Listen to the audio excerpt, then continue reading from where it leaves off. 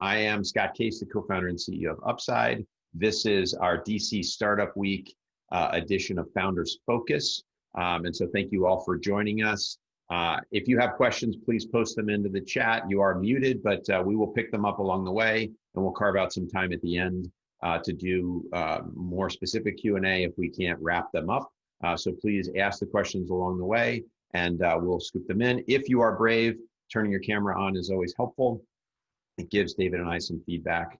And with that, I'm going to turn it over to David to introduce himself. He is the managing partner at Revolution's Rise of the Rest Fund, and he's got a fantastic background. He's made investments basically everywhere in the country that aren't the places that most people are making investments. And that's a core tenet of the whole program of Rise of the Rest. So David, I'll turn it to you to introduce yourself. Thank you, Scott.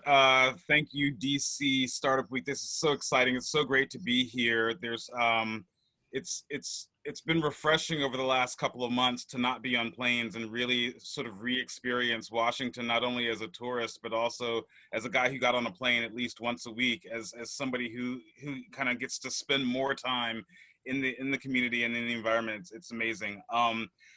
Yeah, as Scott said, I am the managing partner of Revolution's Rise of the Rest Seed Fund. This is part of the Revolution family of funds, which is started by Steve Case.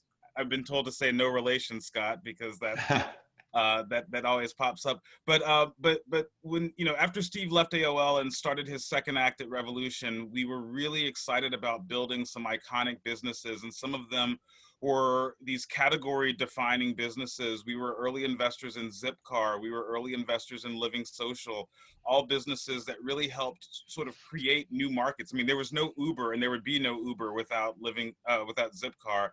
This idea that people would want to share access to a car as opposed to own a car was novel thinking back in 2004, 2005. And so it was phenomenal to be part of that genesis at Revolution.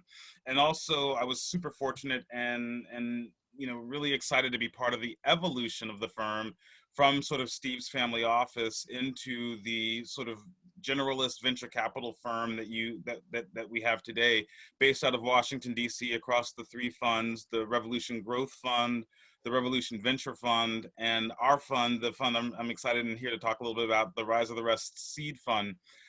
What differentiates Rise of the Rest from other funds, frankly, is we're a place-based fund, and we really are fundamentally believing in the fact that great entrepreneurs can start great businesses anywhere. And as a result, we've decided as a strategic imperative for the fund not to invest in companies and startups located in Boston, in New York City, and in Silicon Valley. Not because we hate those places, not because we think that those places are bad or evil, as we've been often attacked, but mostly because those places are really efficient, perfect bubbles where ideas can go from napkin to IPO and never have to leave their sort of geography. We started Rise of the Rest as a fund in 2017. We're investing out of Fund 2 now, which is our second $150 million vehicle.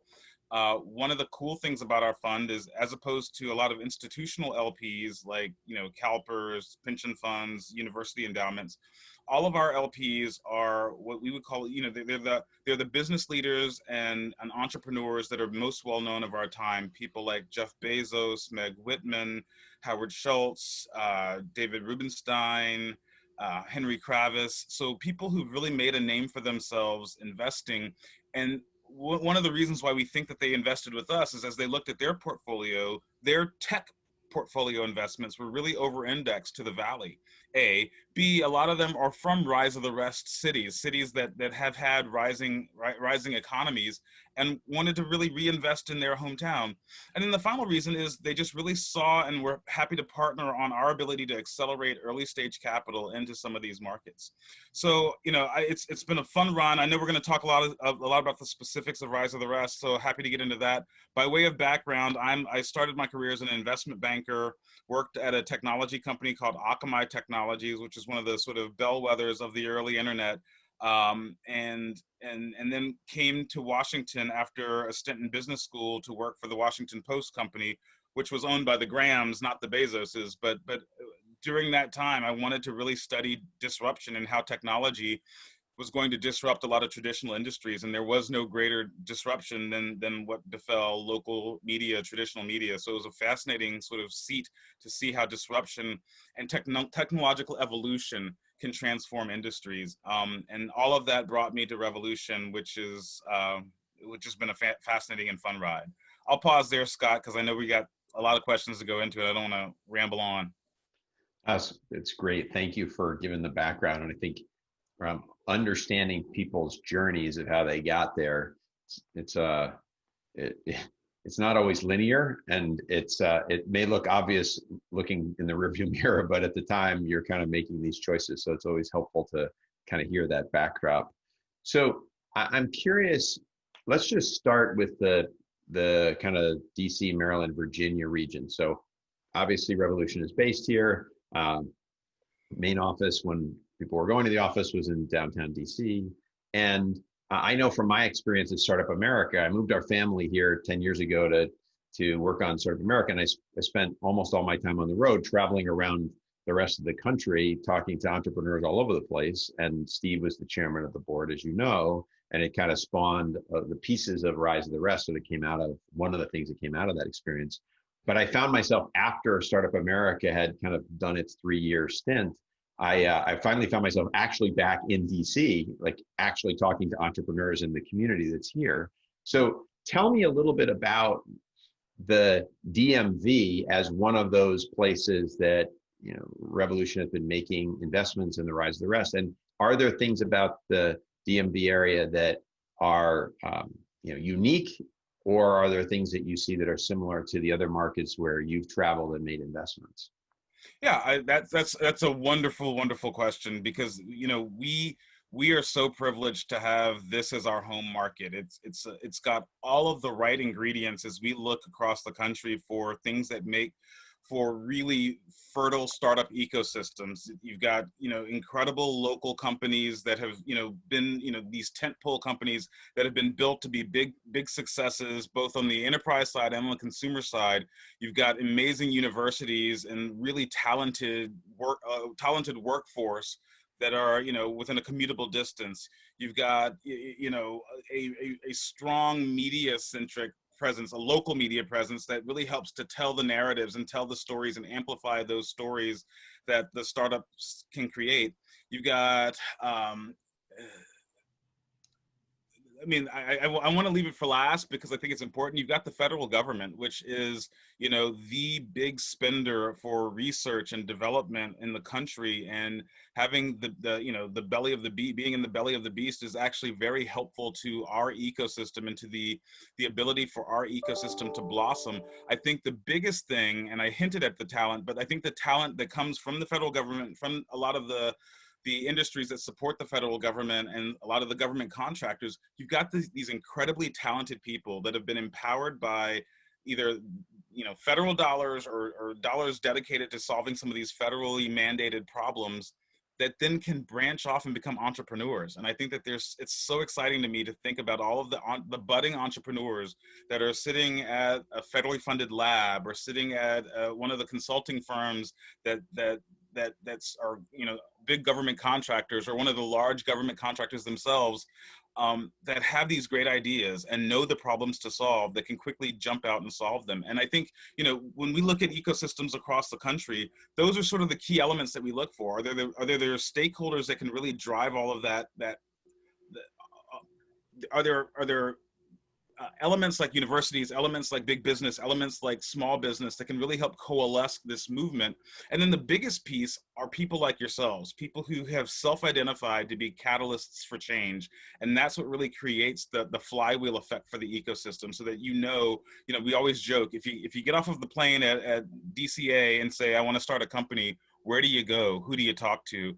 And that's a big test for really understanding how easy it is for entrepreneurship to flourish, and how robust the entrepreneurial ecosystem is. And I think here we are really, really privileged, and it's really great. And we've got a number, nearly 24 companies in the DMV, between Baltimore and Northern Virginia, that we've invested in. And it's because of the great talent and the great sort of ecosystem in which we're investing.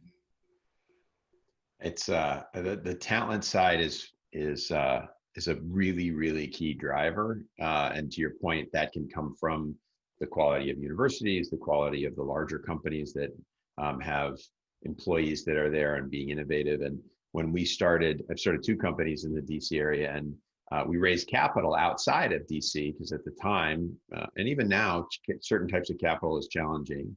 And one of the big pieces of feedback we got, particularly from the Valley, San Francisco, was, well, will you ever be able to hire the people that you need to build the companies that you want to build? And both of them are, relatively high info tech, data scientists, and the like. And we have never had a problem landing the quality of talent that we needed to build the companies that we needed. And I think it's kind of a big asset, actually, that the people are available here. And candidly, we're not competing with every other company that shows up in the Valley and says, hey, we just raised a bunch of money, and then all your engineers or all your product people or your designers, your marketing people sort of wander off.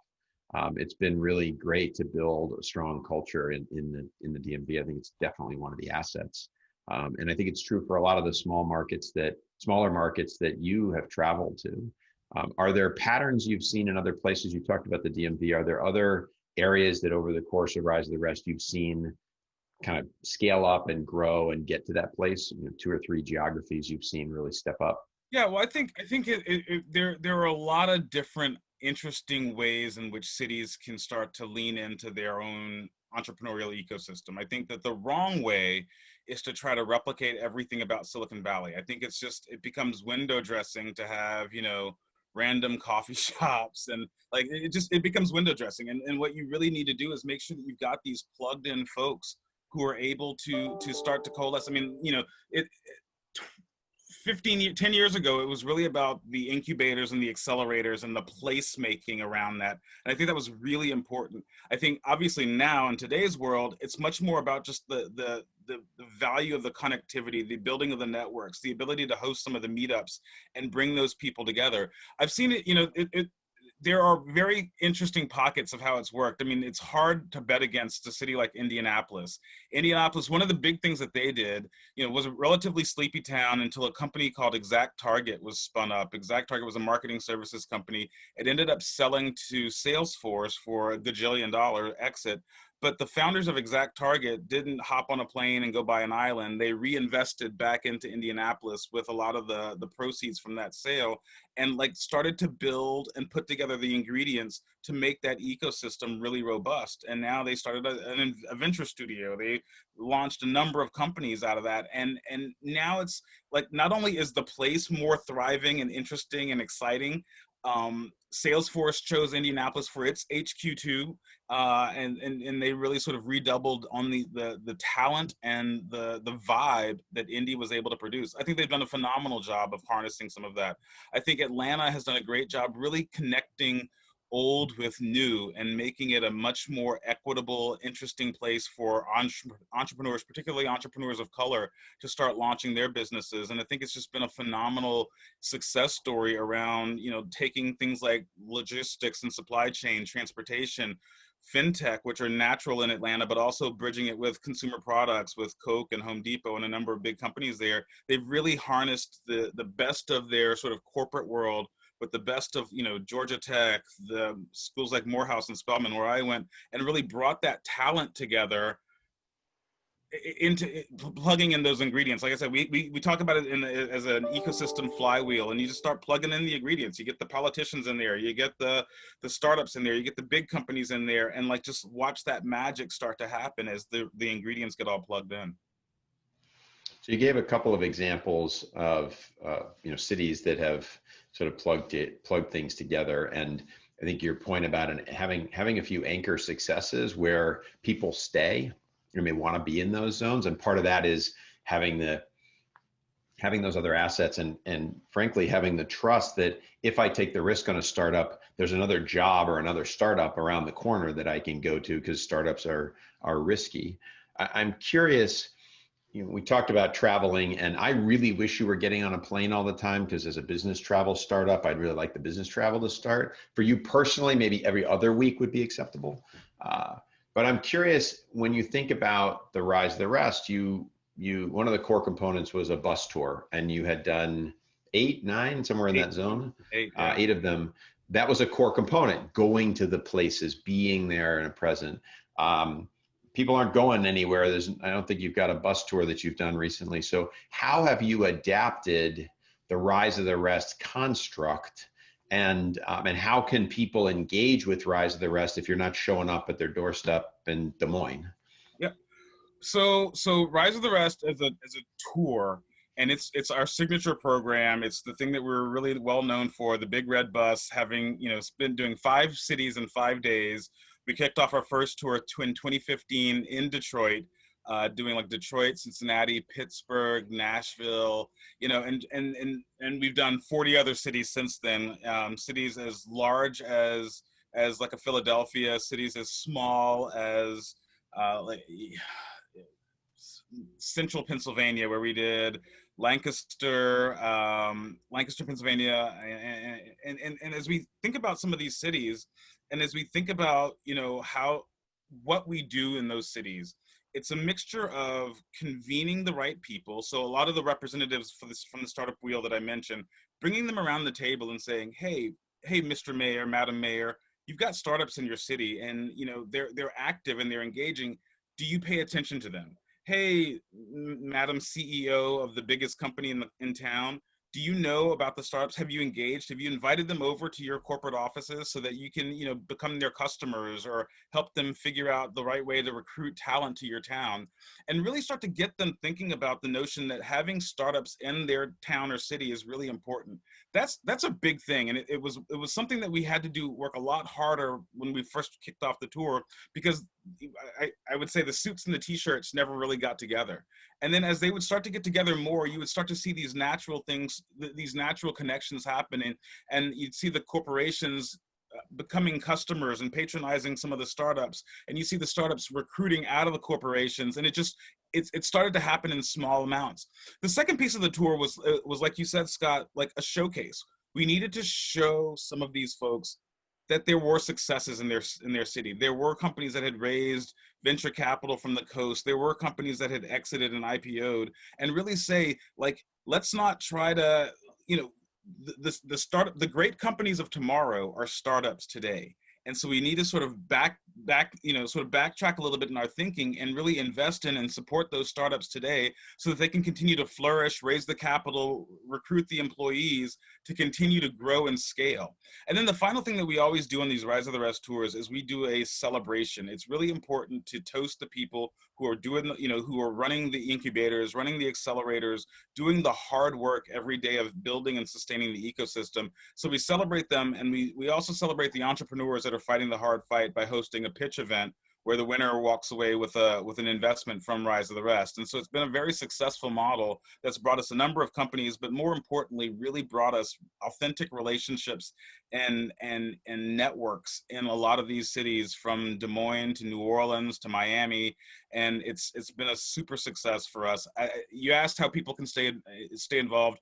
Our Rise of the Rest website and our Revolution website has our Rise of the Rest newsletter. We sort of give you details from the road every time. We announced our Rise of the Rest, our 9th tour, which unfortunately was going to be in April of this year and had to be postponed. We will be going back. To the cities that we've announced, which were Oklahoma City, Tulsa. I should have written these down because I'm going to miss one. Oklahoma City, Tulsa, St. Louis, Wichita, Kansas, and Northwest Arkansas. And, we're definitely going back to those cities, but it was going to be a really interesting day connecting sort of the heart of the Midwest of companies and the edge of the Southwest with the Oklahoma companies. And so we're just thrilled to have these tours execute, because it means so much, not only to us as a fund and us as a firm, and sort of helping us find the companies that we think are leading the disruptive change in their own communities, but more importantly, it's helpful for these communities to help catalyze startup entrepreneurship and make sure that everybody in the community knows that it's important, it's viable, and it helps to pull in folks from the community to make it sort of more of a success. One of the challenges we don't have, luckily, in the DMV, people understand the value of startups and are really able to lean into the importance of startup entrepreneurship. So you had a plan for a bus tour in April, Have you moved some of your programming or connectivity to a more digital environment at this point? Have you run events? What have you done to kind of Yeah. adapt to this reality?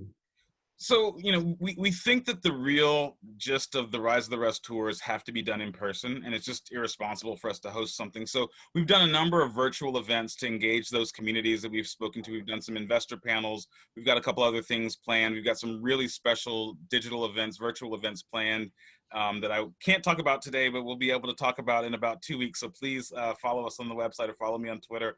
But it's going to be, we recognize that we've got to adapt to the virtual world as well and try to figure out ways, just like you guys today, to do engaging programming where, everybody's in their home offices, or in my case, my home attic, working from home, so that we can continue to connect and network and keep moving the message and the progress along. Awesome. So I want to hone in on something you talked about earlier around kind of investing in the startups that you have. One of my frustrations talking to economic development professionals is this constant sort of love affair of, well, let's go attract some big company to work here. And we saw that in the DMV around Amazon HQ2. And I have my own point of view on that, and I'll share it once you've given yours. But I do think that there's this bend over backwards for this big company to come and promise a bunch of jobs when there's a whole bunch of companies that are starting here, any one of which could end up being the next Amazon. But they need certain things, and there's certain investments that have to happen there. You've obviously spent a lot of time thinking about this. So talk a little bit about, if you've got examples where communities have done new and innovative things in their economic development, or how to think about those trade-offs between promises of 20,000 jobs versus 20,000 startups that could create 200,000 jobs. So I've said this a couple of times, and it's something that really resonates with our team. When we would go to the Rise of the Rest cities and we were doing our advance work for our tours, we would literally be the first time that a lot of people were sitting around a table. And we would bring a number of startups, a number of some scale up, some bigger companies, some corporations, and some of the policymakers, some of the people from the politicians' offices, and put them around a table and just let everybody look at each other and just engage in the fact and to talk about entrepreneurship. And that was usually the first time that had happened in a lot of the markets we went to. But then HQ2 came, and that process started. And we found that there were a lot of other communities that pulled these little steering committees together to produce their HQ2, Olympic bid binder. And I think that was really a seminal moment in cities, because you got to see how good or bad your city was, or how attractive or non-attractive it was to startups. And I think that for a lot of cities that said, oh, wow, we need to improve our public transportation infrastructure. Oh, wow, our education system is really lacking. Oh, wow, like, our sustainability footprint isn't what it needs to be to attract the global best in technology companies. And I think that was a big wake up call for a lot of cities. And so,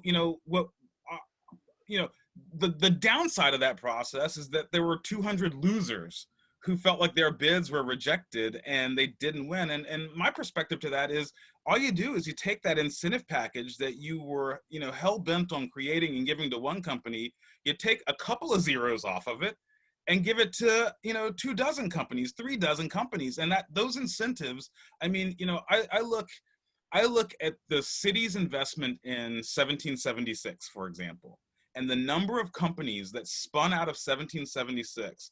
The ROI that the city did for whatever it invested in 1776 was paid over tenfold by companies like Living Social, like Framebridge, like Contextually. All of these companies, which started there at a desk in a co-working space where the city subsidized a little bit of rent, really started to flourish. And I think that, there are tons of incentive packages for startups to help bring people into their city. And I think that my hope is that these policymakers and these folks that pull together the Amazon big bid package recognize the opportunity to divvy some of that up and give, smaller chunks to startups.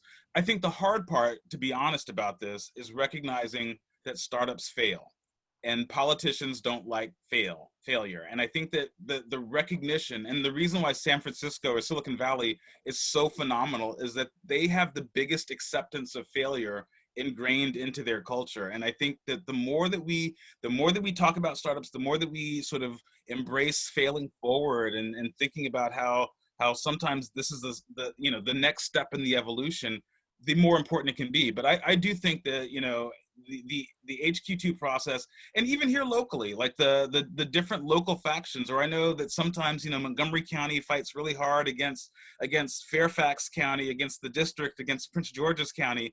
And I think that sometimes we should think more like collaborators than competitors, because there are scarce resources. We're all flying out of the same airports. We're all, whatever the air is in Northern Virginia, the air quality in Prince George's County is going to be exactly the same. So we should think more united as a region, and less, as the 7 or 8 different, individual factions. And I recognize that's hard because of government and taxes and everything. But I think as entrepreneurs and folks who support these entrepreneurship ecosystems, it's the mandate is on us to sort of lead the unification of that thinking.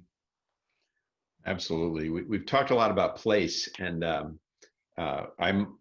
we moved our family down here about 10 years ago, actually, to take on Startup America. And I was surprised at the number of people who, when asked where we were going to choose to live, had really strong opinions about the difference between one side of the Potomac River and the other side of the Potomac River. And I'm like, what are you talking about? Like, we've toured houses in all these places, the school systems I'm like, I don't get it. And I think that a lot of cities get stuck that way, the arbitrary lines of things, and bringing them together. But we've talked a lot about place, this idea of a physical place. And the pandemic has sort of whacked us all, and look where we are now, right? We're all experiencing this virtually. And I'm curious, have you started to think about your thesis differently when there might be lots of companies that are really fully distributed at this point?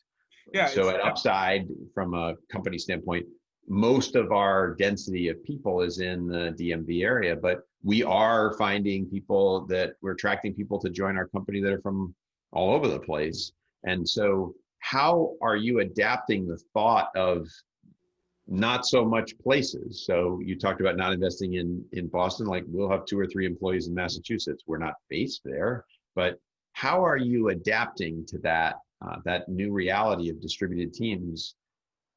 We're adapting to it by investing in it. I mean, we're seeing a number of fully remote teams, and it's hard to charge those teams with being in a certain geography when, like, one IP address might be calling in from one of our restricted geographies. I think for us, the notion is about where the soul of the company lies, right? And I think for me, if it's a remote company, it's a remote company, and we're really excited about that new opportunity, because I think more than anything, it does what we've seen with remote opportunities and remote work. It cures so many inequities for people who, for whatever family situation, may or may not be able to live in a certain area, but can still have access to a lot of the career trajectories, but also the opportunity that we all know can come from technology companies, from startups. And it's great to see. And it's the next evolution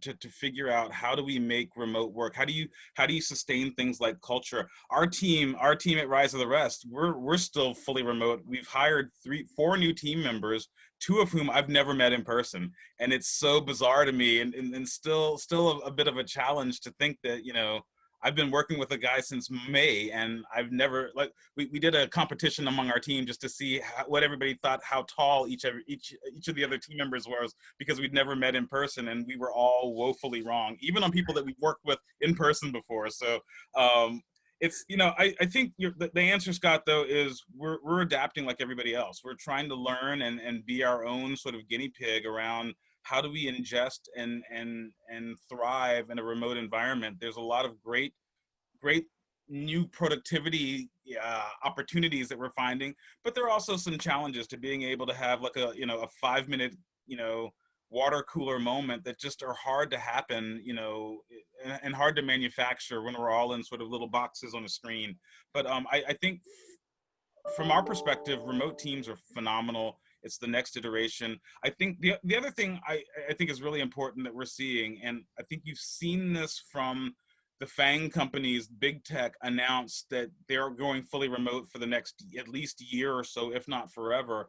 And I think that that's going to be a huge opportunity for cities like Washington, cities like Detroit, cities like Minneapolis, a lot of hometown cities, to have that talent.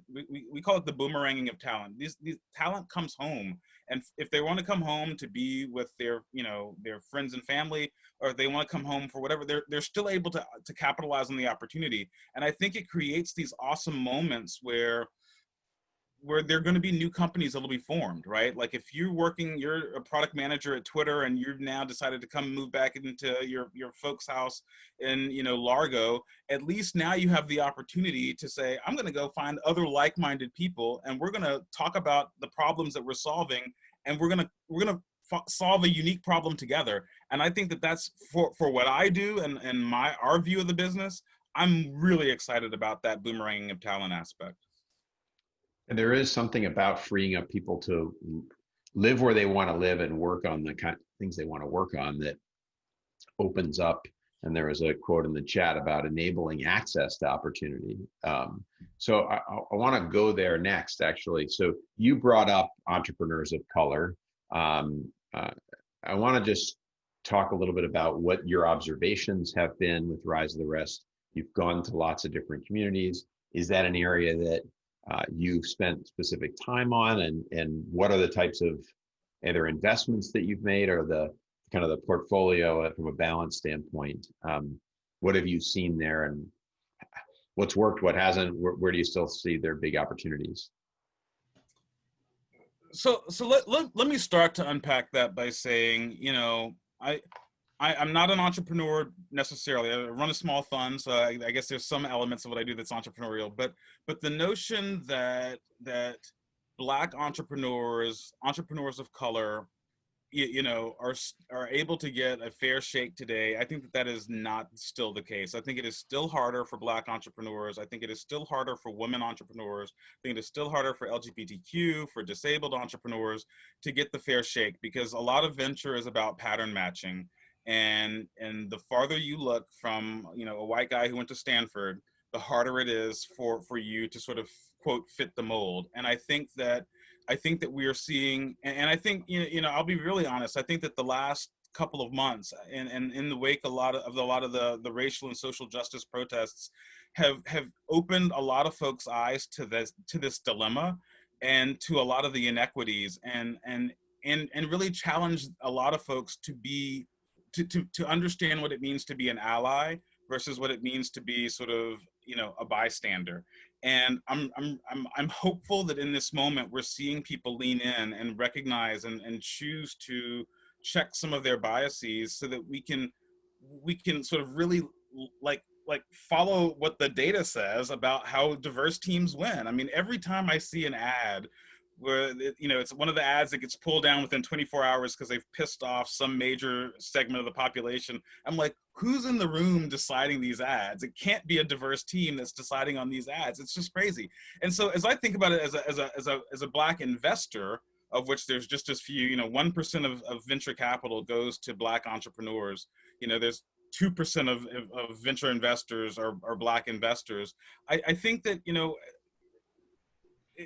it's incumbent upon us to really push our organizations, push our firms, push the fundraisers to really think a little differently. I mean, I'm really proud of our fund. Our fund is about a third women founders. We're about a third founders of color, and out of that, it's not intentional. I mean, it's intentional. It's very intentional. It's not accidental. It's very intentional, as we, have gone to a lot of these cities and recognized that, there are a lot of Black entrepreneurs in Atlanta that are starting tech companies, and, and there are a lot more in Atlanta than there are in Fargo. And that's shouldn't be surprising to anybody, but it should be about sort of how do we create the pathways so that if somebody gets off the plane in Fargo or if somebody gets off the plane in Atlanta, they have the same opportunity to be able to get into the rooms and get access. And so we're really working hard as a fund to make sure that we are, recognizing the challenges and checking our biases as new companies come through the door. I'm really, really proud that we backed a number of Black entrepreneurs, and one of the things I sent around earlier this year was just a note to them saying, we see you, and we know that you're going through a really rough time in the wake of sort of the George Floyd protests, and we know that in the conversations that you have with fundraising meetings, the types of really crazy and nasty questions that a lot of these folks get, a lot of the questions, the difference in questioning, for regular pitch meetings, the difference in what women get asked and what men get asked about the same type of issue are so interesting and so like sexist. And we need to start checking that and making sure that the meat of the question is answered, not some weird veneered biased question that forces people to have to answer difficult, unfair questions. It's a huge deal, and I think the awareness has stepped up now. The change has to happen. For my part, I'm like the prototype middle-aged white guy at this point, multi-time entrepreneur, and I have I sort of, I don't know, discovered, but in self-reflection over the last several months, kind of two big mistakes that I made. And one I want to put an emphasis on for this audience and all the people that are in there. This is not Black entrepreneurs fight. This is not women entrepreneurs fight to change this. This is on all of us. And in particular, it's on the people who look more like me to make those changes, because I'm in the room with those other 5 white people when there's not a Black person there, or those 5 other men when there's not a woman there. And if it's not on me, so the first mistake I made was like, who am I to talk about this issue? And the reality is that if it's not me, who's going to make the changes? They're going to be there because there isn't anybody else in the room. And if there are, and that part about stepping up, part of it is not just if you're in that room, it's being an ally. And this is something that a friend of mine, Amos, said, which really struck for me, was it's about stepping into harm's way. It's about doing something uncomfortable and saying, that's bullshit. Why did you ask that stupid question? Like, that's not a relevant question for that entrepreneur. So that's the sort of the second mistake. The first mistake that I made was thinking I wasn't the one that needed to speak up, and this wasn't something I could even talk about, specifically racism and anti-racism. And the second mistake that I made was that I assumed that this somehow was on this inevitable arc of going away, that how could it be that racism would still be here? And, watching the George Floyd video was really, I don't know, it struck all of us. Me personally, I was like, Rodney King got beaten within an inch of his life 30 years ago. How is it that we're still experiencing this now? And so we've got to turn ourselves as the majority. In the case of entrepreneurship, it is still white men. We have an obligation to step up to our other entrepreneurial, sort of brothers and sisters and say, look, we've got to bring everybody along here, because we're leaving a lot of our best talent, most talented people on the sideline. And that's just not going to work for our country. So I appreciate the challenge, but we've all got to step up, and it's not just women and people of colors. It's all of our opportunity there. So if you're in those rooms, the one thing, Scott, I would add though is it's also like obviously Rodney King and George Floyd, those are bright line wrongs, right? It's really hard to disagree with that. To me, the insidiousness comes in sort of the the microaggressions, the little biases that are being played out in classrooms and boardrooms and department stores every day that I think also need to be as equally checked as the big bright line wrongs. And I don't want to hijack the conversation around this, but I do think it's like we are at a tipping point as a country, and I think we're either going to decide to go toward the light, or who knows what's going to happen. And so I really hope that our better angels prevail and we walk towards the light here. I completely agree with you. It is all the small things that add up to those big things. And for me, it was more that I stood on the sideline and said, this is just going to go away, and realized, no, it's not. It's getting worse. And so we've got to pay attention and invest in it. And to that end, I'm curious, you talked about, and I hope you're comfortable talking about it. You are one of the few Black VCs making seed stage investments in companies of all different types from all over the place. Are you experiencing bias as an investor, either from LPs or from companies that are meeting with you, pitching you, and how has that played out for you as an investor? Yeah, I mean, it's mostly comedy for me because I don't take it. You know, look, I'm a black man in America. I walk into a store, I still get followed no matter what I want to go in there and buy, and what kind of shirt I'm wearing, or I get pulled over no matter what kind of car I'm driving. It is my reality. When I walk into the office and I'm pitching the company, and it still happens all the time. People are like, well, what does your boss think about this deal? I hear your feedback. What does your boss think about the deal? And I'm like, well, the buck kind of stops with me. So like, I can say, or people's inability to sometimes accept no as an answer. And I don't want to assume bias, but there's obviously bias in that sometimes. Or wanting to check with somebody else on my team, and there's nobody else on the team that's necessary. And so it happens. But it's Black people are used to some of these occupational hazards. Women are used to, I would imagine, some of those occupational hazards. I think you bone up, you steady yourself, you steel your spine, and you keep walking forward, because that's the only way I'm going to go. And this is my mission, and my hope and my prayer is that it gets better for my children, and I'm dedicated to making sure it does. Awesome. Well, thank you. And I'm glad you're able to approach it with humor. There's a frustration I've observed. Our longtime CTO is a woman, and the number of vendors who would contact us and say, well, who's actually in charge here? And I'm like, she's brilliant. She's in charge here. What are you talking about? It's frustrating to sort of see it come again and again and again. And I can only imagine what it's like to be a woman or a person of color in those situations, even as an observer. I wonder, though, with that in mind, from a funding and a founding standpoint, are there positive trend lines or things that are happening that are starting to reduce some of the inequities? Are you observing anything that's moving in the right direction, even in small ways, that we could start to accelerate or that we can amplify? Yeah, I think that there are a couple of things that are really starting to work. I think, California's requirement for there to be women on public company boards, I think that's a great step in the right direction. I think we're seeing a lot of big funders, so a lot of these pension firms and university endowments start to have sort of equity requirements on some of their investments. I think once the funding flywheel starts to change, I think you'll start to see the results start to be more impactful.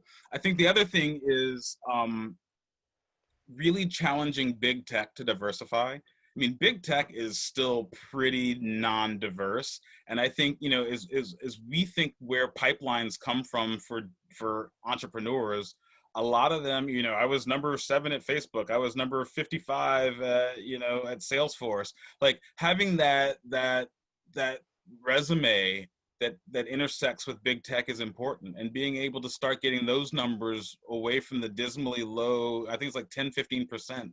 Like, that's really not acceptable for big tech to still like be challenged, that diversity challenged. And I'd love to see those numbers move, because it just that becomes the pipeline. Because I know that there are students that are graduating, maybe not necessarily from Stanford, but from Howard University or Morehouse College, or lots of universities and colleges around the country that aspire to work in big tech, and making sure that they can get those opportunities to start their careers there, and then branch off and do God knows what, but at least get that start. I think that those two things really start to open the flywheel to creating more pathways for diverse entrepreneurship. Absolutely. I've been starting to spend some time with I want to get the name right, the National Society of Black Engineers, and a big piece of that is getting more more graduates from Howard getting into those engineering roles that can then act as both mentors for other entrepreneurs, or it's just about changing the diversity mix and drive it from there. We're going to enter into a bit of our kind of lightning round. I did get one question from me, and I'll answer that one last. From your standpoint, 1 minute on, do you see any trend lines around inclusivity from the overall venture industry? Is it actually shifting, or is it just a bunch of talk and no action at this point? I mean, I personally think it's shifting. I think there's a long way to go, but I think that the conversations, particularly those that started this summer around checking bias and around being more, you know, around calling bystanders off of the sidelines into either being allies or being sort of, recognizing that they're parts of the problem. I think that call out is really starting to accelerate, and it's being, it's I feel like that is accelerating in and of itself. And strangely, I think that the ability for the self-reflection to happen in Zoom world is also really helping this. People can sit there, they're not in their office where they naturally would become defensive, but they're in their attics or basements or coffee shops or home offices, and they can really start to check some of their issues. So I think it's accelerating. I think we have a long way to go, but I think it's moving in the right direction. And so piling on that, again, briefly, when you look at people who come from marginalized backgrounds, who often may need to give up a lot more equity in order to raise the capital, or are, if they want to build something really big that requires a lot more capital, they often get stunted and the things, are stuck in a much smaller mode. Are you paying attention to that as part of your own investment strategy? Do you have ways of looking at those people who are coming to the table who may not even see what they have? Hey, this could be much, much bigger, but and helping them think through how to take it to the next level? I mean, that's what venture is good at, right? We help people think about the biggest possible picture and what's the path and the roadmap to achieve that biggest possible scaled outcome. And yeah, it's one of the lenses I use often to think, I push people. I'm like, what's your world domination strategy? How are you going to take over the world? And I recognize, look, for a lot of diverse founders, they are their own friends and family, right? They're the ones that are sending back cash. They're the ones that are are helping out, mom and grandmom. And so the ability for that not to be a source of capital, but it is a source. I will say it's a great source of in-kind things, right? So if you need to go fly away for a week and spend a week in San Francisco, and your mom can watch your kids for a couple days, like that is a great source of sweat equity that really doesn't get valued, but it is important, and really important for places like some of the rise of the rest markets, where you can do that a little bit more favorably. But yeah, I think it's harder, and I think that the path is way more steep, and I think that the notion of revenue over growth is more pronounced for a lot of diverse founders. Like, prove that it can work, and prove that it can work by generating sales, and I think those help to set the foot. But I also think making sure that the founder is like long-term vision oriented towards building this billion-dollar company is the only way that you can't build a billion-dollar company by trying to set out to build a $50 million company. Absolutely. Yeah. Start with a big idea and then figure out how to make your first steps, but keep moving towards that big idea is kind of the key. All right. Last question for you. Is there one or two books that you have found to be particularly valuable or compelling for entrepreneurs and startup types? Are there things that are like on the last year or two that you found really, really valuable? So the one that I read the most frequently, and it's a little bitty book. I've talked about this on another interview, and it's crazy because it's like a 100-page book. It's tiny. It's called the secret. God, I'm gonna get it wrong now. The Secret Guide. Oh God, David, I know you're gonna get this wrong. It's like The Secret Guide to Tennis or something like that. And I'll explain the book, and I'll try to look it up and see if I can send it around to you. But it's this guide that talks about like professional athletes, so the Rafael Nadals and Serena Williams of the world, they're very regimented in their thinking. They control the things that they can control, like tying their shoes before the inner game of tennis. Thank you on the chat. The inner game of tennis. They're really controlled for all of the little things that they can control, so that they can sort of unleash their own fury in the things that they can't control. And so I think for entrepreneurs, it's really important to think about, like, you can control your day. And so set your day and set your schedule and set your environment to work for you, so that when it's time to unleash your creativity, you really have that flexibility to do that. And so it's a really interesting book. I mean, it's really, I play a lot of tennis. I love tennis. And so it was helpful for my tennis game, but I found that I find more inspiration in business from non-business books than I do necessarily from business books. I mean, I'm reading right now The Warmth of Other Suns, which is a book about sort of the Black migration and how, folks from Mississippi migrated up to Chicago, for example. And I find that that's so entrepreneurial to me. Like, it really inspires me to read those types of books. So sorry, it's not something from the business trade section of your local Barnes and Noble, but I think those are great too. Thank you in the chat. Yeah, I'm a big believer in reading biographies about people from all over, whatever things they're doing, because just understanding how people navigate the journey, whether it's starting a company or going on a voyage to discover new worlds. It's the same kind of notion of being ventured. So David, thank you very much. I got the question too for books. I'll put a business book out there to counter, to add to the mix. What You Do Is Who You Are, I think, by Ben Horowitz. I always get it backwards. What You Do Is Who You Are. It's really good when you think about culture and storytelling, talk about biographies. He sort of walks through a lot of interesting backgrounds for people. And then the last one was my journey. I will give a very quick, we got a question on that early on. I went to Storrs, Connecticut, to go to the University of Connecticut as a student there. I got a computer science and engineering degree, joined my first startup there. We built software for general aviation pilots to learn how to fly. We thought we had the greatest product, and we really did, but we didn't know the first thing about how to market it. So I spent 2 years figuring out how to write awesome software and build a great product. And then I spent the next 2 years figuring out how to sell. And there is nothing more valuable for a founder, and I'll leave on this note, than to learn how to sell. And so if you are thinking about becoming a founder, or you're early in your career, go get a job in inside sales, doing sales phone calls over the phone. Learn how to sell that way. That it will steel you for getting lots of no's, and it will prepare you for being great at sales. So that's a little bit of my background. I can share more even tomorrow if you show up again.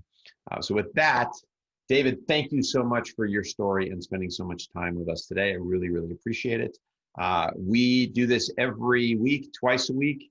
This week we're doing 5 sessions with DC Startup Week, but you can always join us. Visit foundersfocus.com if you would like to sign up for our other sessions. We have our next session tomorrow. We have Toby Moore of Optoro. He'll be joining as a co-founder, and he's been recognized as an Entrepreneur of the Year, and he's going to talk about leading through crisis. I spoke to Toby a couple of months ago, and I gratefully gave my high-level summary, and then he told me about his experience, and his experience was much more interesting and more challenging. So tune in tomorrow to find out what Toby's pandemic experience has been like.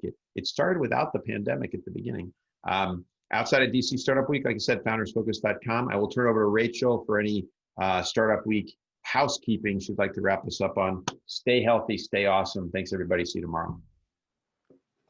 Hello, everyone. Thank you so much for joining our Founders Focus event. Thank you, Scott. Thank you, David Hall, for all of your insights. It was a really informative, great conversation. Just to reiterate what Scott said, Scott's coming back every day at 11 a.m.